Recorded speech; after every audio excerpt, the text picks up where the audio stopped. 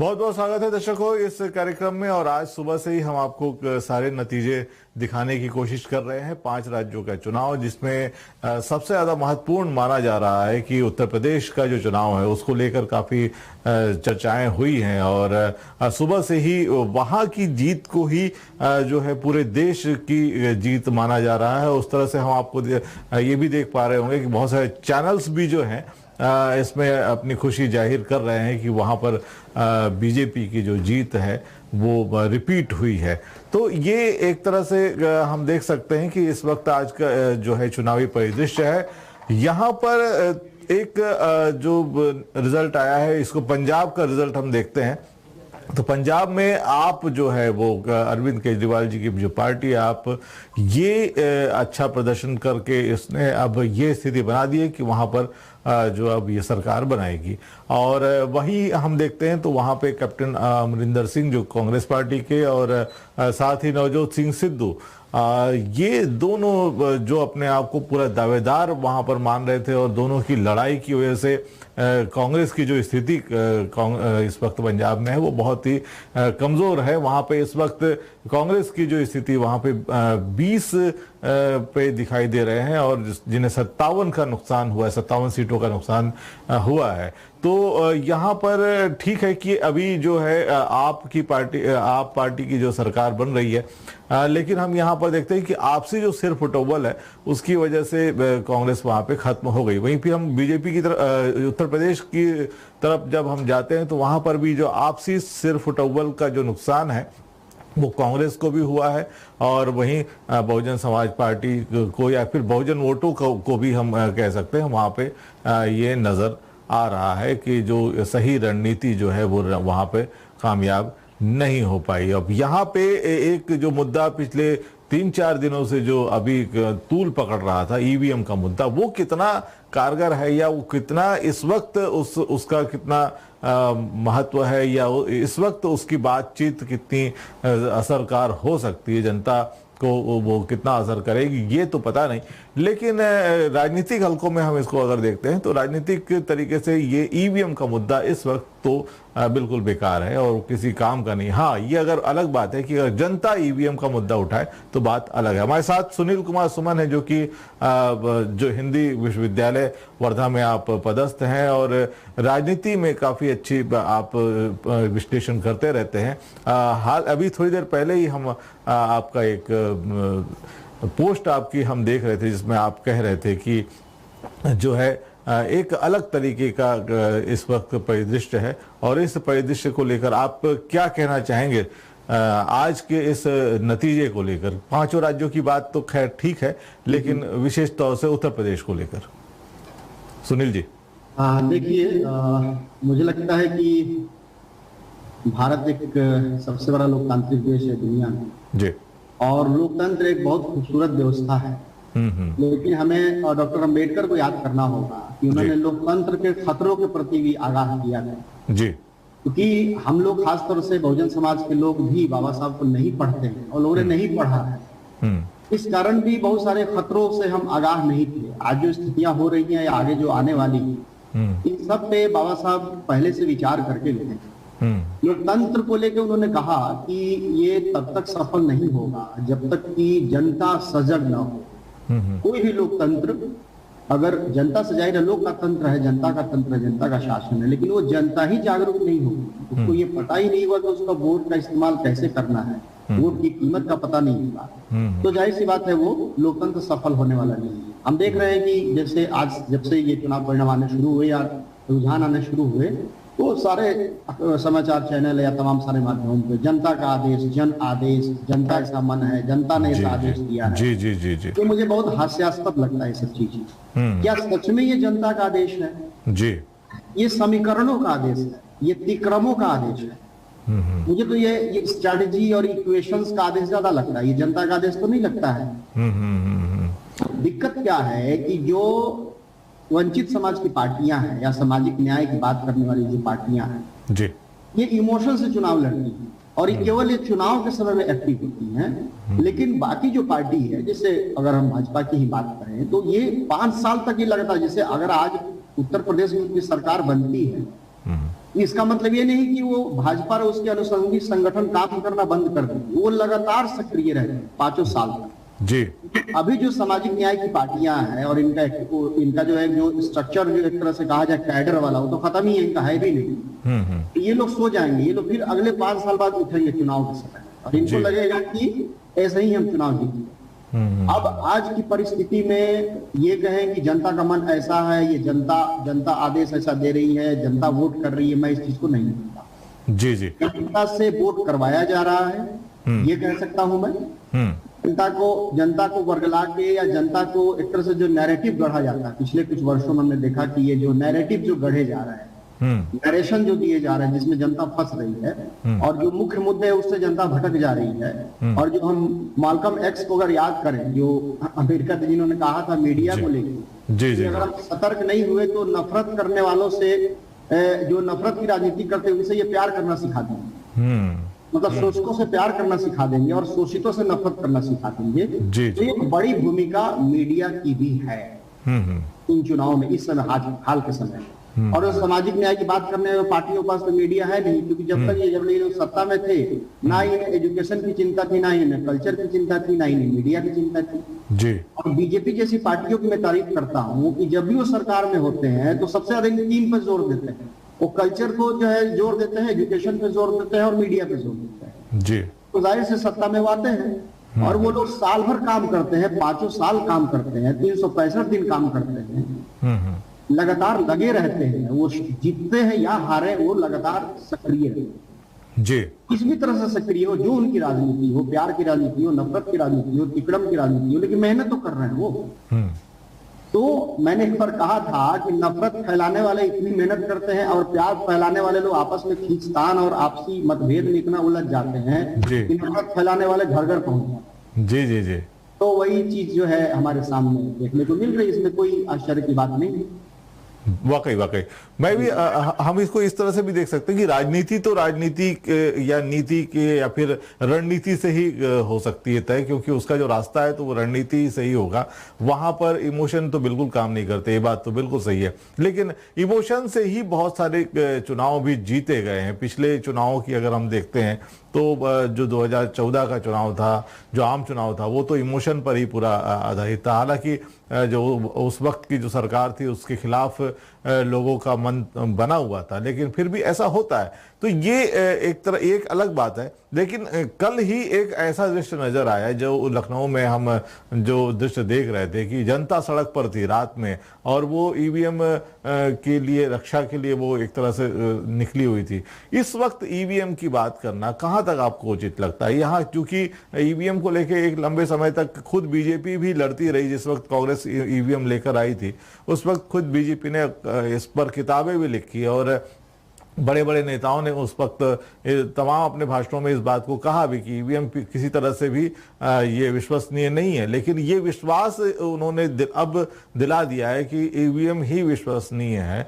और जिस तरह से चुनाव के विश्लेषण सामने आते हैं, फिर उसके बाद एग्जिट पोल के नतीजे आते हैं, फिर वास्तविक नतीजे आते हैं, तो तमाम जो इस को अगर हम दोनों को इन सब को देखते हैं तो एक तरह से विश्वास हो गया है कि हाँ ईवीएम सही है। अगर ईवीएम सही नहीं होती तो अब तक के चुनाव को भी आप जो है उसको नकार चुके होते। उसे नकारना चाहिए था। आपके पक्ष में अगर वोट रिजल्ट आता है तो आप उसे अच्छा कहते हैं और अगर आपके पक्ष में नहीं आता तो आप उसे बुरा कहते हैं। तो ऐसे दोहरी बातों से काम चलेगा नहीं। तो क्या आपको लगता है कि जब राजनीतिक पार्टियां पूरी तरह से इस चुनावी व्यवस्था जिसमें जो है खुद अभी चुनाव आयोग भी इस बात को मानने से इनकार कर चुका है, उसने एक कुछ दिनों पहले ही जो है वो हैकाथॉन चलाया था कि भाई आप हैक करके दिखाइए बिना छुए मशीन को, जबकि चुनाव की प्रक्रिया में पूरे टाइम उसको छुआ जाता है।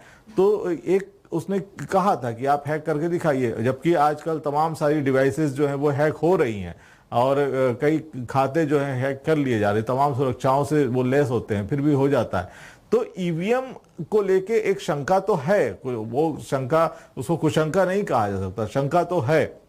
लेकिन इस वक्त उस मुद्दे को उठाना कितना उचित मानते हैं? क्योंकि जिस तरह से स्थितियां बदलती हैं तब आप उस पर सवाल उठाते हैं और शुरुआत में इस पर कुछ नहीं कहते।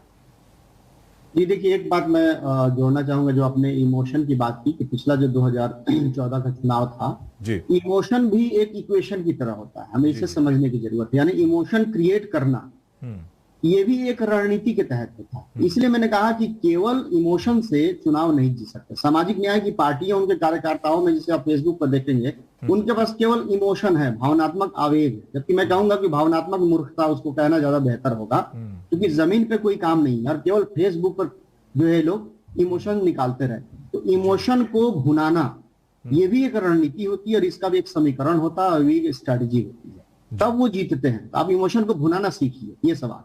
अब हम्म। आपके सवाल पर मैं आता, ईवीएम वाली जो बात, ये बड़ा आश्चर्यजनक है कि गैर भाजपा जो पार्टियां हैं, जैसे मान ली कांग्रेस हो या बहुजन समाज पार्टी हो, इवन तृणमूल कांग्रेस हो या आम आदमी पार्टी हो, जितनी जो जो पार्टियां हैं, इन सबको मिलके अगर ईवीएम में दिक्कत तो है, तो दुनिया के कई देशों में ईवीएम बैन है। जी सुप्रीम कोर्ट को इसके खिलाफ टिप्पणी कर चुका है। जी। खुद भाजपा है ईवीएम के खिलाफ थी पहले। अब क्या कारण है कि वो ईवीएम के पक्ष में है, ईवीएम को नहीं हटाना चाहती है? तो इसको तो समझना पड़ेगा। ये भी तर्क जो है नहीं चलेगा कि अगर ईवीएम में दिक्कत होती तो पंजाब में ये नहीं हारते, वहां नहीं हारते। पंजाब या दूसरे राज्यों में और उत्तर प्रदेश में अंतर है। उत्तर प्रदेश की केंद्र की राजनीति में क्या भूमिका है, ये सब बताने की जरूरत नहीं है। जी जी जी। हो सकता है कि कोई पार्टी जो ईवीएम में खेल कर रही हो, वो नहीं बाकी जगह जीतना चाहती है, वो यही जीतना चाहती है, क्योंकि यही की राजनीति जो है एक तरह से निर्णायक राजनीति होगी। ये भी हो सकता है, क्योंकि जो है शातिर है, जो चालाक है, जिसके पास रणनीति बनाने की कला है, जो नकारात्मकता में भी सिद्धस्त है, वो कई सारे हथकंडे अपनाएगा। और ये कहने की जरूरत नहीं है कि इतिहास में, चाहे भारत हो या दुनिया का इतिहास हो, तमाम सारी जो सत्ताएं हैं वो धोखाधड़ी करके, वो जो है चालबाजियां दिखाकर हड़पी गई, बरकरार रखी गई है। लंबे समय तक तानाशाहों ने भी शासन किया है, हम सब जानते हैं इतिहास में। तो जो तानाशाह शासन करते हैं या जो धोखाधड़ी से सत्ता लेते हैं या जो काबिज होते हैं, वो अचानक नहीं होता है और यूं ही नहीं होता है और बहुत स्मूथ नहीं होता है जी। इसको इस तरह से हम जो है ब्लैक एंड व्हाइट के रूप में नहीं देख सकते हैं कि अरे ऐसे ही जो है जनादेश दे दिया और सत्ता मिल गई। केवल इतनी सी बात नहीं होती है, बात बहुत गहरी होती है। मेरा जो है मुझे ये आश्चर्य होता, अभी भी हैरत होती है कि ये पार्टियां क्यों नहीं ईवीएम का विरोध करती हैं और ये चुनाव से पहले क्यों नहीं करती है। अगर कहीं ईवीएम में दिक्कत है तब तो इसको लेकर सवाल हो रहा, तब तो बात हो रही है, सुप्रीम कोर्ट तक मामला गया, खुद भाजपा ही इसके खिलाफ थी और खूब खिलाफ थी। तो दिलचस्प ये है कि इसको लेके किसी पार्टी में कोई दिक्कत नहीं, किसी पार्टी में कोई हरकत नहीं है, सारी पार्टियां इसको स्वीकार करती हैं। जी जी जी। तो ये अगर ईवीएम में नहीं दिक्कत होती तो ट्रक क्यों पकड़ा गया ईवीएम लेके जा रहा था, फर्जी ईवीएम क्यों? और ये कहना कि ये चुनाव आयोग का भी बड़ा हास्यास्पद है कि कोई हैक करके दिखाए। पेगासस जो है जैसी चीज हमारी दुनिया में मौजूद है। जी जी जी। आपका जो है मोबाइल कोई इजराइल में बैठ के देख सकता है, खोल सकता है, आपकी तस्वीर खींच सकता है। तो चुनाव या क्या ये जो है इस तरह से हास्यास्पद बात कर रहा है कि आप जो है वो ईवीएम को हैक नहीं कर सकते। सब कुछ संभव है, तकनीक के जमाने में बहुत कुछ संभव है। ईवीएम कोई बड़ी चीज नहीं है। बिल्कुल बिल्कुल बिल्कुल बिल्कुल। और हम इसको एक तरह से ये भी देख सकते हैं, क्या आपको लगता है कि पार्टियां कुछ नहीं कह रही हैं, लेकिन वोट तो जनता देती है ना। जनता ने अगर वोट दिया है और जिसको दिया है, अगर उसको लग रहा है कि मैंने तो इसको दिया है और ये कैसे जीत गया, अगर उसको ये लगता है, तो क्या आपको लगता है कि आने वाला जो समय है, क्योंकि बहुत सारे मामलों को लेके अब आंदोलन होने लगे हैं, अब जनता जो है वो सड़कों पर आने लगी है, क्योंकि बेरोजगारी के मुद्दे को लेकर पिछले दिनों जिस तरह से छात्र और जो तमाम सारे युवा जो है वो आए थे, अब धीरे धीरे लोग किसान भी है जो अपने मामलों को लेकर अब सड़कों पर आने लगे हैं। तो क्या आपको लगता है कि भविष्य में कभी इस प्रकार की इस चुनाव प्रणाली को लेकर या इस प्रक्रिया को लेकर भी भविष्य में जनता, आम जनता के सड़क पर आने की कहीं उम्मीद आपको दिखती है? कहीं आपको लगता है कि अगर उसको लगने लगेगा कि ये लंबे समय तक कि वो जो कह रहा है या जो वो जो कर रहा है उसके खिलाफ या उसके विपरीत सामने जो चीजें नजर आ रही है, अगर उसको ऐसा महसूस हो जाए, तो क्या आपको लगता है कि ऐसी स्थितियां आ सकती है? देखिए, पिछले कुछ वर्षों में हमने देखा, जैसे किसान आंदोलन हमारे सामने है और छिटपुट कई जगह छात्रों ने या नौजवानों ने, युवाओं ने आंदोलन किया। लेकिन मुझे भी नहीं लगता है कि ईवीएम को लेके जो है नौजवान कुछ सड़क पे आएंगे, इसलिए कि ईवीएम का मुद्दा बहुत बड़ा मुद्दा है और सीधे सीधे जो है ये राजनीति से, यानी कि जो ये चुनावी राजनीति है उससे जुड़ा हुआ है, जिसका सबसे ज्यादा फायदा राजनेताओं का होता है और पार्टियों को होता है जो लोग सत्ता में आते हैं जी। तो ये उनका मुद्दा ज्यादा है। और दूसरी चीज ये कि हर काम जब जनता ही करेगी तो नेता लोग क्या करेंगे? कोई भी पार्टी, सामाजिक न्याय की अगर बात हो, आरक्षण का सवाल हो, जातिगत उत्पीड़न का सवाल हो, और जो है महिलाओं के खिलाफ जो उत्पीड़न का सवाल हो, जब ये महिला अपने लिए खुद लड़ेगी, दलित खुद लड़ेंगे, आदिवासी खुद लड़ेंगे, तो उनके नेता क्या करेंगे? उनके नेता किस लिए हैं और राजनीतिक पार्टियां किस लिए जिनको वो वोट देते हैं या जो रिप्रेजेंट करने का दावा करती है? तो हर चीज जनता ही नहीं तय कर सकती है कि नौजवान आएंगे कि हमें रोजगार दो, तो सरकार किस लिए है? कि इस तरह से लोकतांत्रिक व्यवस्था ही ध्वस्त हो जाए। तो मैं इसको कोई बहुत अच्छी चीज नहीं मानता कि हर चीज के लिए जनता जो है सड़क पे, जो छात्र जो है विद्यार्थी पढ़ाई लिखाई छोड़ के सड़क पे आए, नौजवान अपनी तैयारी छोड़ के सड़क पे आए, किसान अपनी खेती छोड़ के सड़क पे आए, ये कोई अच्छा संकेत नहीं है। इस लिहाज से चूंकि ये काम सरकारों का है, ये राजनीतिक पार्टियों का है जी। किसानों को सवाल को तो राजनीतिक पार्टियों को लेकर सड़क पे आना चाहिए था, बेरोजगारी को लेकर राजनीतिक पार्टियों को लेकर सड़क पे आना चाहिए। क्यों बेरोजगार सड़क पे आएंगे? उनकी पार्टियां क्या करेंगी? विपक्षी पार्टियां क्या करेंगी? तो विपक्षी पार्टियों की जिम्मेदारी है कि सरकार की गलत नीतियों का विरोध करें और जनता को जागरूक करें। तो मुझे ऐसा फिलहाल इतना नहीं लग रहा कि कोई बड़े पैमाने पे ईवीएम को लेकर कोई आंदोलन होगा, क्योंकि जब पार्टियों को फर्क नहीं पड़ रहा है, और जाहिर सी बात है, खासतौर से मैं बार बार इस बात को कहता हूं कि जो सामाजिक न्याय की बात करने वाली पार्टियां हैं, बहुत सारी तो परिवारवादी पार्टियां हैं, उनके परिवार के लोग लीड कर रहे हैं जी जी। उनका कुछ बिगड़ता नहीं है। किसी भी चुनाव में हार गए उनका कुछ नहीं बिगड़ेगा नेता का। उनके जो हजारों लाखों करोड़ों जो लोग हैं, वंचित जनता है, जिनके सपने इन नेताओं के साथ जुड़े, उनकी बर्बादी है। आप देखिएगा उत्तर प्रदेश में दलित उत्पीड़न किस तेजी में बढ़ेगा और किस तेजी से रिजर्वेशन को खत्म किया जाएगा। बहुत भयानक स्थिति आएगी आने वाले समय। इस पर किसी पार्टी और उसके नेता, उसके परिवार को क्या नुकसान होने वाला भाई? इन नेताओं ने पिछले कुछ वर्षों में कोई मीडिया नहीं पैदा किया, कोई पत्रिका नहीं निकाली, कोई अखबार नहीं निकाला, कोई चैनल नहीं पैदा किया। हाँ, हजारों की संख्या में अंधभक्तों की फौज जरूर जमा कर रखी है जी जी, जो गाली गलौज करते हैं फेसबुक पर, जो निहायत ही अनपढ़ लोग हैं, निरक्षर लोग हैं, जो जाहिल लोग हैं। तो इन सब ने मिलकर इस पूरे आंदोलन का बड़ा नुकसान किया। ये बात तो सही है। और ईवीएम को लेकर देखिए, ईवीएम को लेकर पार्टियां अगर नहीं आएगी तो आम जनता तो अपनी जो है वो रोजी रोटी और जिंदगी की जद्दोजहद में ही उलझी हुई है और महंगाई से ही जूझ रही है। जी जी, तो कितना आंदोलन करेगी और क्या करेगी? और सरकार के लिए क्या फर्क पड़ता है? अगर सरकार पूर्ण बहुमत में है तो आप करते रहो आंदोलन, सरकार को कोई फर्क नहीं पड़ता है। किसान आंदोलन इसलिए कानून वापस लिए गए क्योंकि चुनाव आने वाले थे इतने राज्यों में, तो सरकार की मजबूरी थी। अब चुनाव होने के बाद जो है, आज अगर वो होता तो सरकार नहीं मानती, अब क्या कर लेंगे? बहुत सारी चीजों पर सरकार नहीं मानती। वाकई वाकई वाकई। और महंगाई जैसी चीजें जो है वो मुद्दा अगर जनता के बीच में नहीं बन पाता है तो ये मान के चलें कि बहुत ज्यादा उम्मीद नहीं की जा सकती इस प्रकार के किसी बड़े जन आंदोलन की, क्योंकि क्या होता है, धीरे धीरे लोगों में वो आदत हो जाती है। धीरे धीरे किसी चीज की जो है वो आदत हो जाती है। ठीक है, हाँ, ये इसके दाम बढ़ रहे हैं तो बढ़ गए हैं, अब वो धीरे धीरे उस सेट हो जाता है। कुछ समय के बाद में वो उसी को उचित मानने लगते हैं कि हाँ ठीक है, इतना तो है, कम से कम जो भी है, इससे बढ़ेगा तो फिर कुछ दिन तक के उस पर बातें होंगी, फिर कुछ दिनों बाद उस पर जाकर सेट हो जाएगा। ये तो हो रहा है। लेकिन हम देखते हैं कि 2009 से पहले की स्थितियों पर जब जाते हैं तो उस वक्त कांग्रेस जो है पूरे देश में तमाम राज्यों में, अधिकतर राज्यों में उसकी सरकार रही है कांग्रेस की, और केंद्र में भी सरकार थी। और जो स्थिति आज कांग्रेस की बन रही है वो उस वक्त बीजेपी की हुआ करती थी। तो आज हम देख रहे हैं कि कांग्रेस भी बहुत कुछ राज्यों तक सीमित रह गई है, और अब हम देखते हैं तो और कम हो गई है। तो ये स्थिति जो है वो कभी बीजेपी की हुआ करती थी, लेकिन आज वो बदल गई है। इसमें अब बीएसपी भी शामिल हो गई, जो किसी एक राज्य में कभी अच्छी स्थिति में हुआ करती थी, आज वो कांग्रेस के लेवल पर आ गई है। तो ये कांग्रेस को खत्म करने के चक्कर में जो बीजेपी का भी एक नारा हुआ करता था कि कांग्रेस मुक्त करना, या बहुजन समाज पार्टी का भी एक नारा हुआ करता था कि कांग्रेस मुक्त करना, ये मुक्त करने का जो नारा था, तो ये मुक्त तो ठीक है, ये हो गया, लेकिन उनका खुद का जो है इसमें बीजेपी की तो अच्छी स्थिति बन गई, लेकिन बसपा की स्थिति बड़ी खराब हो गई। इस पर क्या कहना चाहेंगे? देखिए, बसपा क्या है, वो राजनीतिक पार्टी से पहले एक मिशन के रूप में था, एक आंदोलन के रूप में था जी। और भारतीय जनता पार्टी का भी एक मिशन और एक आंदोलन रहा है। जैसे उसके बहुत सारे संगठन है, आरएसएस है और बजरंग दल, इस तरह से तमाम संगठन है जो लगातार सक्रिय होते हैं। ये सब भाजपा को खाद पानी देते हैं। कोई भी पौधा हो जिसको पानी खाद समय से न मिले, धूप न मिले, तो पौधा चाहे जितना भी विशाल हो उसका मरना तय। तो जो बीएसपी कैडर आधारित पार्टी थी, कार्यकर्ता आधारित पार्टी थी, जिसमें उस आंदोलन को, उस मिशन को खड़ा करने में हजारों लोगों ने अपनी कुर्बानियां दी, परिवार बर्बाद हुए, उनकी जिंदगियां बर्बाद हुई, बहुत सारे इलाज के बगैर मर गए। जी जी। विचारधारा पे आधारित पार्टी थी।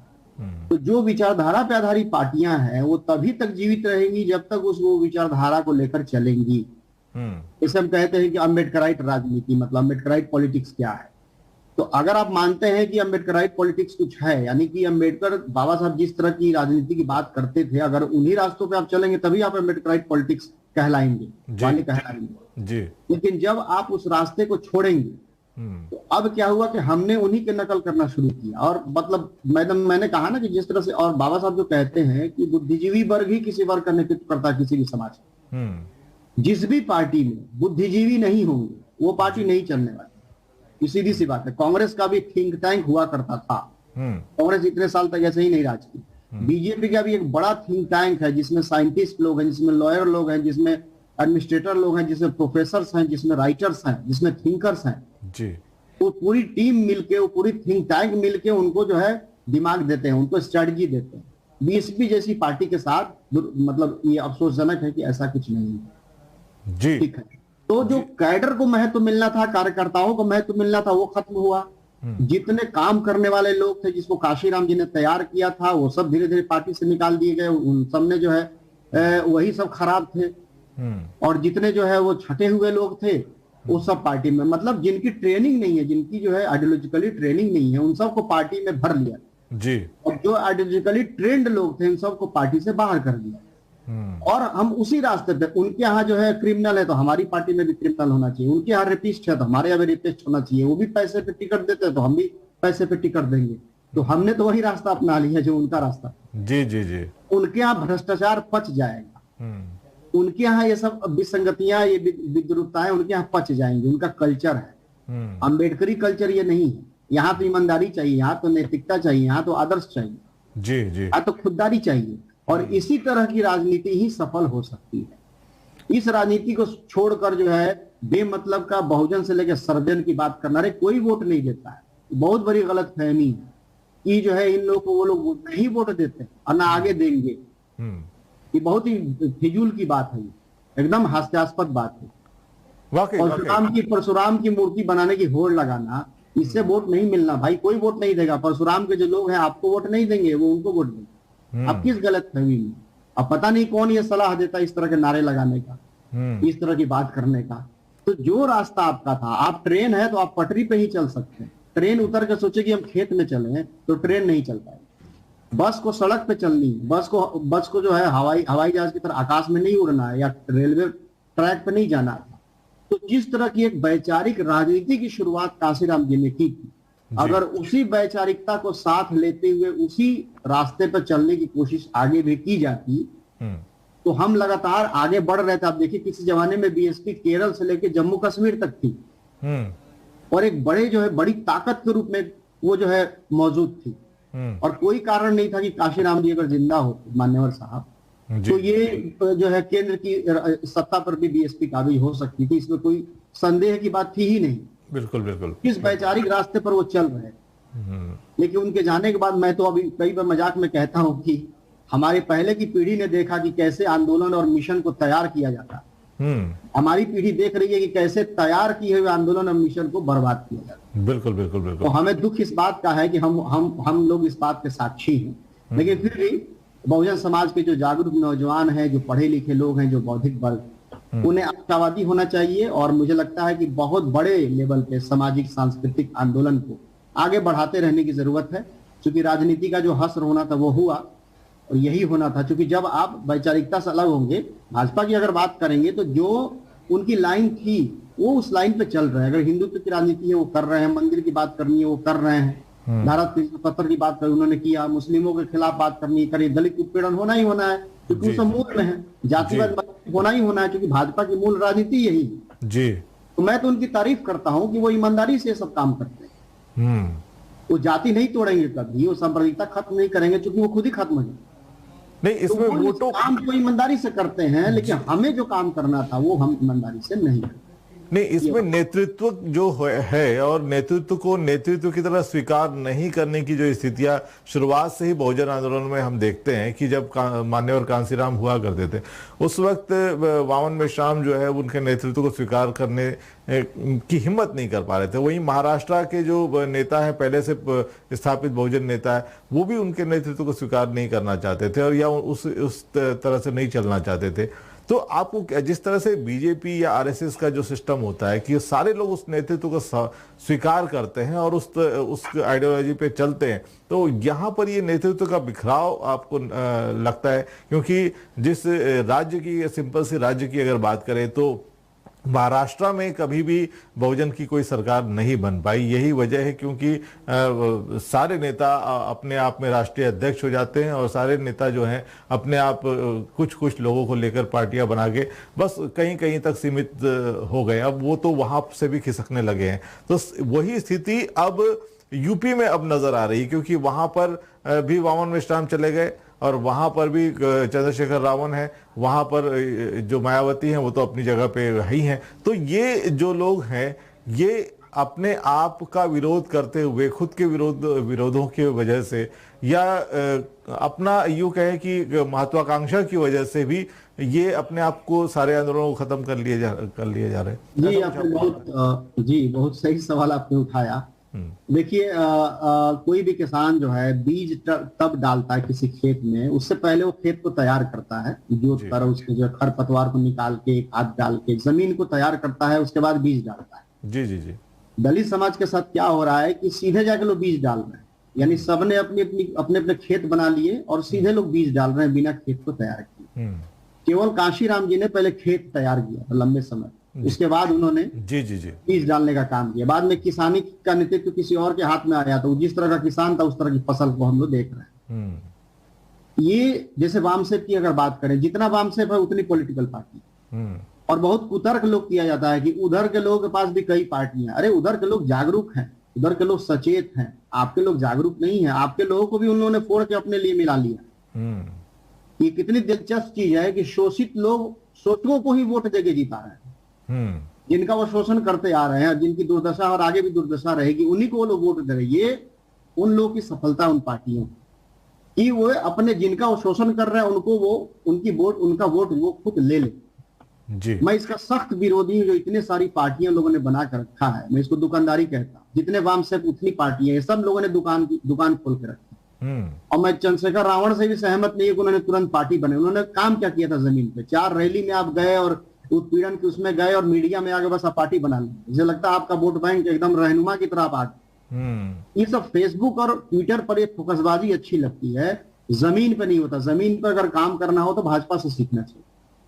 वो लोग साइलेंटली काम करते हैं, पता नहीं चलता, और साल भर काम करते, 365 दिन काम करते हैं। जी जी। मेरा तो मानना है कि जितने लोगों ने पॉलिटिकल पार्टी बनाई है सबको छोड़ के सामाजिक काम करना चाहिए, सामाजिक सांस्कृतिक काम करना चाहिए। क्योंकि क्या जिस जनता के लिए उन्होंने पार्टी बनाई, क्या वो जनता जागरूक है?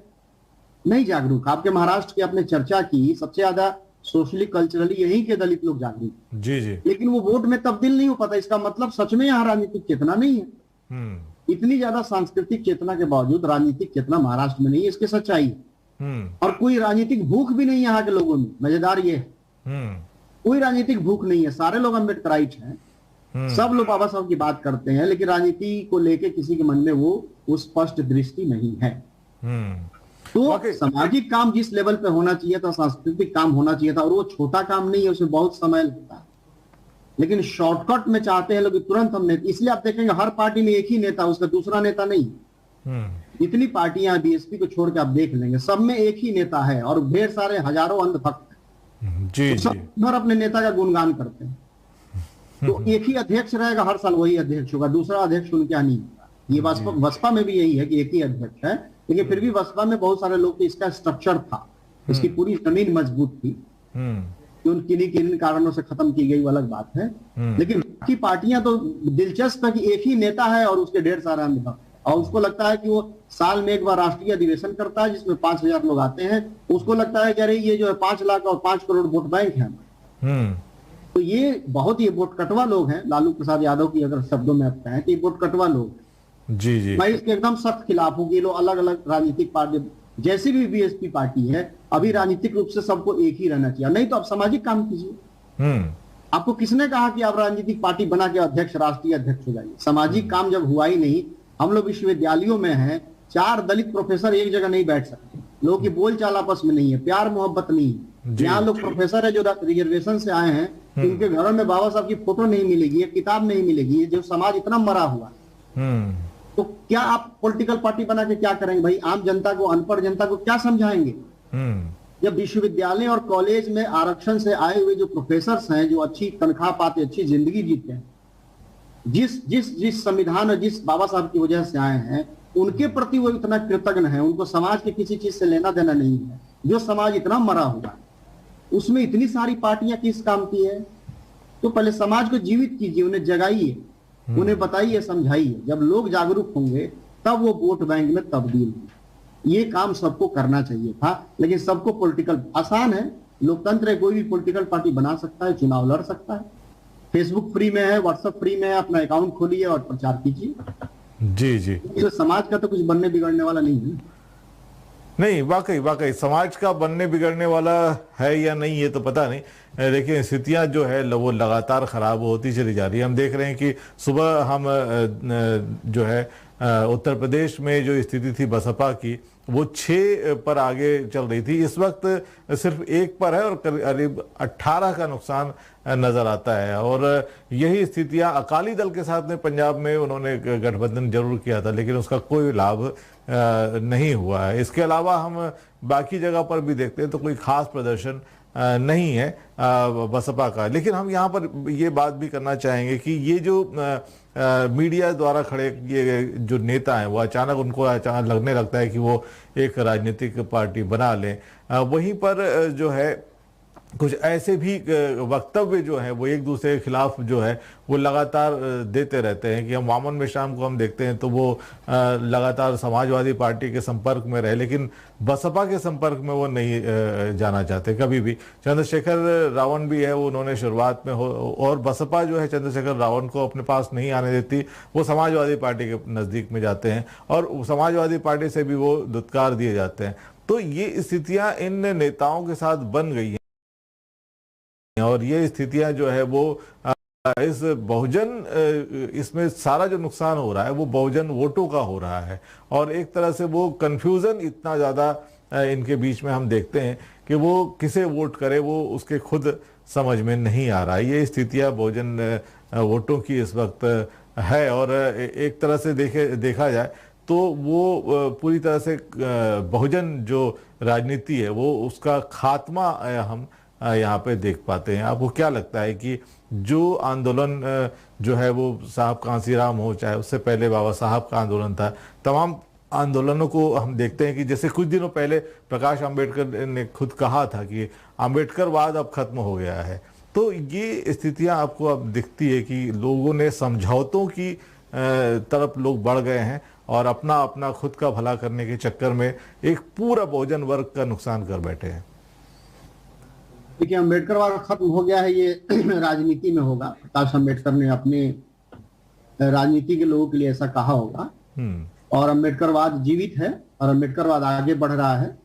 कॉलेज में, विश्वविद्यालयों में, छात्रों में, नौजवानों में, लेखकों में, बुद्धिजीवियों में जी, और बहुत सारे जो समर्पित कार्यकर्ता हैं जो मिशन का काम कर रहे हैं गांव देहात कस्बों में, तो सब का योगदान, उन सब के योगदान को हम नकार नहीं सकते हैं। जी जी जी, वो सब अम्बेडकरवाद को आगे बढ़ाने का काम कर रहे हैं निस्वार्थ भाव से जी, उनका जी, कोई स्वार्थ नहीं।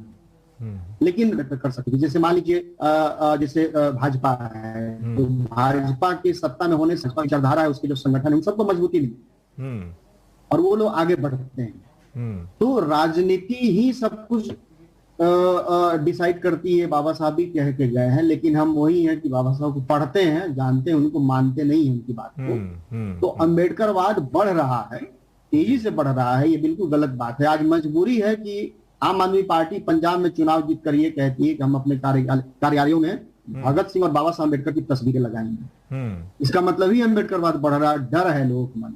जी, वरना वो आज तक तो किसी ने इस तरह का आदेश, इस तरह की बात नहीं की किसी पार्टी ने। अब वो लोग लपक रहे हैं अम्बेडकर को, और जो सामाजिक न्याय की पार्टियां हैं वो अम्बेडकर को छोड़ रहे हैं कि हमें इनकी जरूरत नहीं है, लेकिन दूसरी पार्टियां उन्हें लपक रही है, दूसरी पार्टियां इस्तेमाल करेंगी, जाहिर सी बात है। दलित वोट का जैसे कांग्रेस ने लंबे समय तक किया था। तो इस बात को मैं ये तो नहीं कहा जाएगा कि मतलब बहुजन राजनीति का खात्मा हो रहा है या खत्म हो जाएगी, क्योंकि जब तक सामाजिक आंदोलन चलेंगे, जब तक मिशन आंदोलन चलता रहेगा, वो राजनीति की जमीन को तैयार करेगा। जी। जो बहुजन राजनीति है, दलित राजनीति है, उसने खुद को मिशन से काट लिया, आंदोलन से काट लिया। उसे लगा कि मैं ट्वीट करके और ऐसे ही जो है कुछ करके और मैं मतलब राजनीति में, उस समय बदल चुका है। समय के अनुसार हमें बदलना चाहिए, परिस्थितियों के हिसाब से बदलना चाहिए। आप देखेंगे जो लोग घोर बाबा साहब विरोधी हैं, वो आज बाबा साहब को प्यार कर रहे हैं, यानी कि उन्होंने अपने स्ट्रेटजी को बदला। लोगों ने गांधी को भी अपनाया, गांधी को भी जो है वो पूजने लगे, तो उन्होंने अपनी स्ट्रेटजी को बदला। तो समय के साथ वो अपनी योजना को बदल रहे हैं और सफल हो रहे हैं, उसका नतीजा हमारे सामने है। लेकिन जो सामाजिक न्याय की बात करने वाले लोग हैं, उन लोगों को, जैसे मान लीजिए बिहार का ही चुनाव है, जो भी है हरा दिए गए केसरी यादव, फाइट किया उन्होंने, गलत तरीके से हराए गए, सब लोग जानते हैं। लेकिन उन्हें लगातार 365 दिन एक्टिव रहना चाहिए। वो अगले 5 साल बाद फिर चुनाव में ऐसा नहीं होना चाहिए। तो अखिलेश भी तो थे, अखिलेश अभी एक्टिव हुए, 5 साल तक उतने एक्टिव नहीं थे जितना स्तर पे होना चाहिए। जी। ये सबको सोचने की जरूरत है, और जाहिर सी बात है नेतृत्व की बात तो की जाएगी। ऐसा नहीं है कि नेतृत्व को छोड़ दिया जाएगा, और नेतृत्व तो बहुत अच्छा है। ये कहा जाए कि गलत लोग पार्टी में आ गए, तो नेतृत्व के लीडरशिप पे भी क्वेश्चन है कि गलत लोगों को कैसे उन्होंने पार्टी में ले ली। वाकई अगर लीडरशिप के पास इतनी समझ नहीं है कि वो जो है धोखेबाजों में और ईमानदारों में अगर फर्क न करे, तो लीडरशिप पर क्वेश्चन तो होगा। सवाल खड़े किए जाएंगे कि जिसको ये पता ही नहीं ईमानदार है कि ये आदमी बेईमान है। तो लीडरशिप ही है जो गर्त से मतलब जमीन से आसमान तक ले जाता है, और लीडरशिप है जो आसमान से गर्त में पहुंचाता है। तो काशीराम जी भी एक लीडर थे। हमारे पास तो बना बनाया रास्ता था, हमें तो वो रास्ता छोड़ना ही नहीं था, हमें उसी रास्ते पर आगे बढ़ना था। वाकई हमें रास्ता नहीं छोड़ना था, तो हमने वो रास्ता छोड़ के और गलत रास्ता अपने, जैसे मैंने कहा ना कि ट्रेन जो है पटरी छोड़ के वो खेत में चलना शुरू कर दी कि हम इसी से अपना पहुंच जाएंगे, तो ये संभव नहीं था। बिल्कुल बिल्कुल। और हम तो ये मान के चलते हैं, बिल्कुल बिल्कुल, और ये जो नतीजे आ रहे हैं इसमें ये देखा जा रहा है कि हालांकि बहुत ज्यादा अंतर नहीं है वोटों का, जो जीतने और हारने वाले या पीछे चलने वालों के बीच में।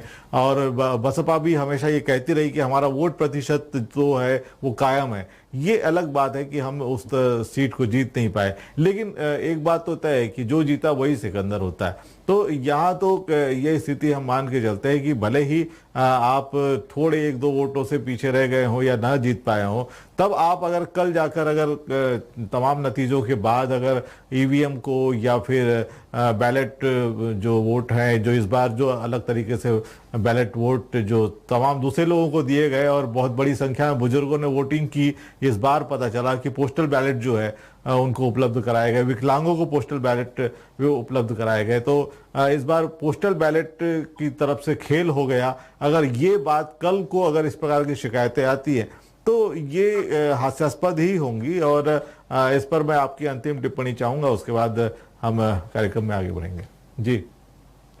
जी, मैंने जैसा कि शुरू में ही कहा कि जो सत्ता में होते हैं, जो सत्ता का महत्व जानते हैं जी, वो उससे हर हाल में बरकरार रखना चाहिए, क्योंकि सबकी अपनी एक स्ट्रेटजी होती है, सबका अपना एक एजेंडा होता है कि हमें सत्ता में आकर इस एजेंडे को लागू करना है। और इस लिहाज से भाजपा की तारीफ करनी चाहिए कि जो उनका अपना एजेंडा था वो लगातार लागू करते जा रहे हैं, कर रहे हैं। वो उसमें ईमानदार है, उसमें हमें बोलने से क्या होगा। लोग कार्टून बना सकते हैं और लोग जो है चुटकुले बना सकते हैं, लेकिन कार्टून और चुटकुले से चुनाव तो नहीं जीते जाते हैं ना, सत्ता तो नहीं प्राप्त होती है। तो बाकी लोग इसी में खुश होते हैं कि कार्टून बना रहे हैं, चुटकुले बना रहे हैं, और लोग जमीन पे काम कर रहे हैं।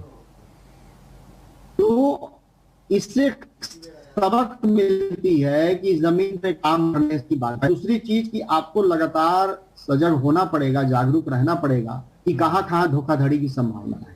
आज अगर इन लोगों ने 5 साल पहले से लगातार आंदोलन किया होता, कोर्ट में मामला गया होता, सड़क पर उतरते पॉलिटिकल पार्टी के लोग, क्योंकि आप सपोज कीजिए कि पॉलिटिकल पार्टी के लोग जब आगे आएंगे, नेता आगे आएगा, तो पीछे हजारों लाखों जनता आएगी। और अगर एक कार्यकर्ता आएगा उसके पीछे लाखों जनता नहीं आ सकती। तो अगर ये लोग उतरे होते सड़क पे, इसके खिलाफ उतरे होते, तो आज जो है ये स्थितियां नहीं होती। अगर सवाल है उसमें दिक्कत की, तो जाहिर सी बात इसको हटाओ। दुनिया के दूसरे देशों में ये इसको प्रतिबंधित क्यों किया जी। लेकिन क्या इस हार से भी ये लोग सबक सीखेंगे? इसमें संदेह है मुझे। क्या इस हार के बाद भी ये लोग आंदोलन चलाएंगे कि नहीं, ईवीएम को हटाकर आप जो है वो बैलेट पेपर से ही चुनाव कीजिए, पहले जो सिस्टम था वही लाइए। ईवीएम के चलते जीते हैं नहीं जीते हैं इस पर बात करना बेकार है, लेकिन उस पर क्वेश्चन मार्क तो है, उस पर संदेह तो है। और दूसरे देशों ने इस संदेह को साबित किया कि हाँ इसमें गड़बड़ है, गड़बड़ी हो सकती है। जी जी जी। तो क्या ये लोग आगे आएंगे? क्या इस हार के बाद ये जो सामाजिक न्याय की जो पार्टियां हैं, क्या ये कार्यकर्ताओं को महत्व देना शुरू करेंगी, कैडर आधारित पार्टी बनेंगी, अपनी विचारधारा को कायम रखेंगी? ऐसा हो पाएगा? मुझे इसमें संदेह है कि ऐसा हो पाएगा। वाकई वाकई वही लीडरशिप आज भी है, वही लीडरशिप कल भी थी, वही लीडरशिप कल भी रहेगी। वाकई। तो इसमें बाकी लोगों को बस यही चाहिए, जो बहुजन समाज के लोग, कि वो लोग सामाजिक सांस्कृतिक काम करने का जो उनकी जो गति है उसको तेज करें, बौद्धिक जो है काम करें और विचारों का प्रचार प्रसार करें। आज तो सावित्रीबाई फुले को याद करने का भी दिन है जी जी, कि उनकी जो है आज परिनिर्वाण दिवस है। जी जी जी। तो कितनी कुर्बानियां लोगों ने दी हमारे बहुजन महापुरुषों ने, और उन कुर्बानियों का क्या हश्र हुआ वो हम आज देख रहे हैं। तो बुद्धिजीवियों पर एक बड़ी जिम्मेदारी है। बहुत सारे बुद्धिजीवी भी ऐसा लिखते हैं, बोलते हैं, वही पॉलिटिकल पार्टी की तरह एजेंट टाइप का लगता है कि प्रवक्ता है पॉलिटिकल पार्टी के। तो ये बड़ा खराब लगता है। अम्बेडकरवाद अलग चीज है और पार्टी अलग चीज है, दोनों दो चीजें। अगर पार्टी अम्बेडकरवाद पे नहीं है तो जबरदस्ती का हर पार्टी को अम्बेडकरवाद से नहीं जोड़ सकते। जैसे कि हम प्रकाश अम्बेडकर की अगर बात करें, ये लोग अम्बेडकरवादी नहीं है। महाराष्ट्र के जो लोग हैं यहाँ जो है अठवाले साहब है, कोई अम्बेडकरवादी लोग नहीं है, वो नेता है जिस पॉलिटिकल पार्टी को जबरन जो है वो इस समाज से, इस जाति में पैदा हुआ तो अम्बेडकरवादी होगा, कोई जरूरी नहीं। तो मूल बात विचारधारा का, अगर हम विचारधारा को आगे बढ़ाएंगे, उसको स्टैब्लिश करेंगे, उसको स्थापित करेंगे, लोगों तक ले जाएंगे। क्योंकि बीजेपी कैसे जीती? बीजेपी ने अति पिछड़ा जो वर्ग है, जो मोस्ट बैकवर्ड क्लास है, एमबीसी, उसको पकड़ा, गैर यादव लोगों को पकड़ा और गैर जाटव दलितों को पकड़ा। ठीक है, तो वो काशीराम जी क्या, काशीराम हर वर्ग को नेतृत्व दे रहे थे कि जातियों को इकट्ठा करके जमात में बदल। उसी चीज को बीजेपी ने किया कि छोटी छोटी जो अति पिछड़ा जाति जिनका रिप्रेजेंटेशन नहीं था, उन सबको इकट्ठा करके उनको आगे करके सारा वोट ले। जी जी जी। उसमें पिछड़ापन ज्यादा है, उसमें समझदारी नहीं है, लोग शिक्षित ज्यादा है, उनको नहीं समझे कि। चलिए, शायद लिंक में प्रॉब्लम हो रही है, इंटरनेट का इशू हो रहा है।